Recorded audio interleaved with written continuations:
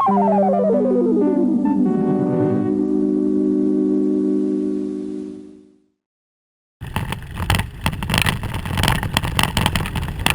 Journal, it's 7:30 a.m. and I'm starting off my day of geocaching and bicycling in Mercer, Meadows, New Jersey, a popular and mostly peaceful... a mostly peaceful environment.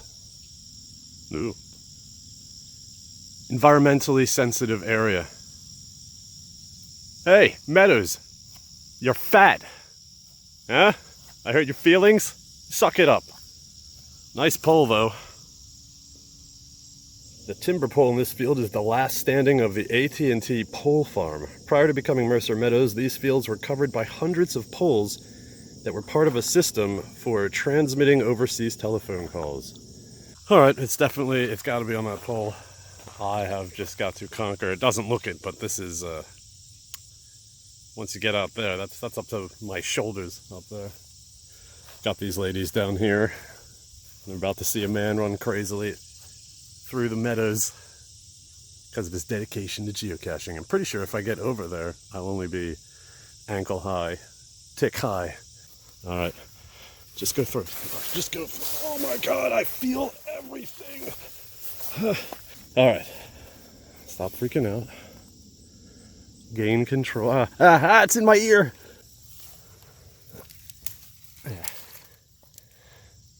Oh, geocaching. Yes, please don't move. Oh, this is the cat. Oh, there it is. How delightful. Alright. I want to sign this and leave. Ah, nature. I love you, but I hate you. I never mentioned it at any point in the rest of the recordings for this day, but I think I lost my sunglasses in there. Anyway, Mercer Meadows is where I'm at. I have biked through here in the past, but never in a full-on caching capacity, and I never really branched off to explore, and I certainly never paid any attention to any of the signs. You have found another clue. Poles in woods. Racist. Scattered throughout the southern half of Mercer Meadows are reminders of the AT&T pole farm. Prior to the creation of the park, the pole farm was a vast 820-acre antenna field, beaming telephone signals around the world. Well, I don't know about pole farms from the 20s, but these days it's hundreds of acres of loveliness to ride around in. Butterflies cruise along with you between different color flora, and birds are singing and cavorting about. I mean, look at this scenic lake in the center. Oh, and the trails which connect with other bike and hike paths meander and switch from woods to fields, and in the early morning, with the smell of grass, flowers, and dewdrops, I feel compelled to share something very personal with you, because I feel one with something's on my leg. Something's on my leg. It's a tick. No. I forget what I was saying. Anyway, with all these infographics here, it's a shame that all I did was film a spider out of focus while it had a snack. Yummy, yummy. Fly in your tummy. Alright, so I'm no David Attenborough, but I was just touching that pole. No, I'm no Attenborough, and apparently I'm no geocacher either, as I racked up several DNFs while idly riding around, soaking things in, waiting for the Benadryl to start working. Eventually, I ended up at a cache at a location that revealed more about the history of this area. AT&T Building 1. If you had been here in 1929, you would have been looking at the architecturally handsome entrance to AT&T Building 1.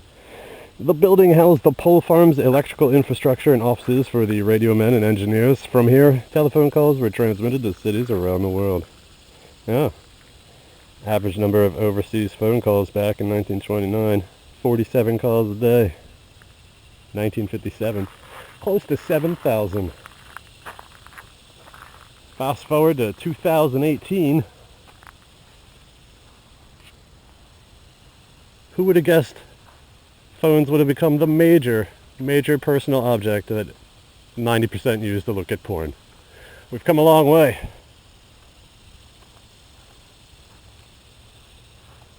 Somebody better call the groundskeeper. Ah, no, that was stupid. There is a cache here, right? Yeah, get off me! What are you, crazy?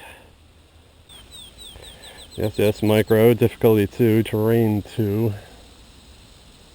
Boom, hint, waste no time. Magnetic little bugger. Oh, it's gotta be a cache.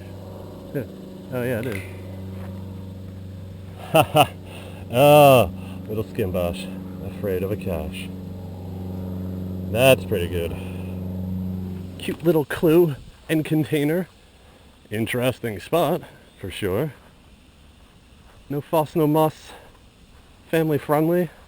I will grant him a favorite point. I popped out onto a main trail, and while I didn't see any immediate caches in the area, I thought, insect walk or historical exhibit?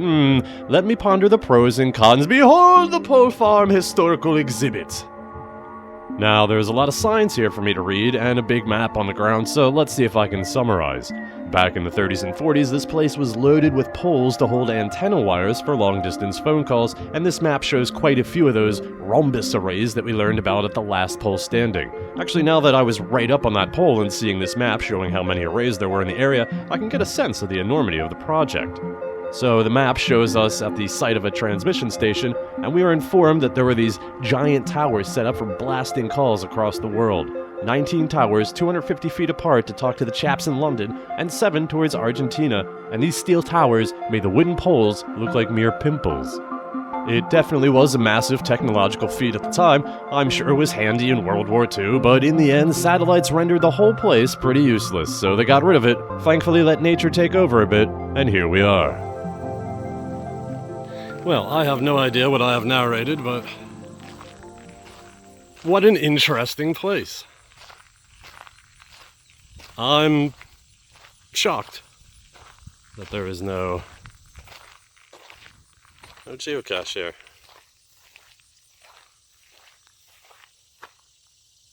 Well, it is 20 of 10 now.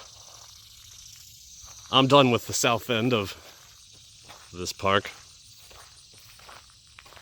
I need to find a place to have a little refreshment. Lots of people with telephones not made by AT&T are reporting some kind of complaint. When was the last time you had a complaint with an AT&T phone?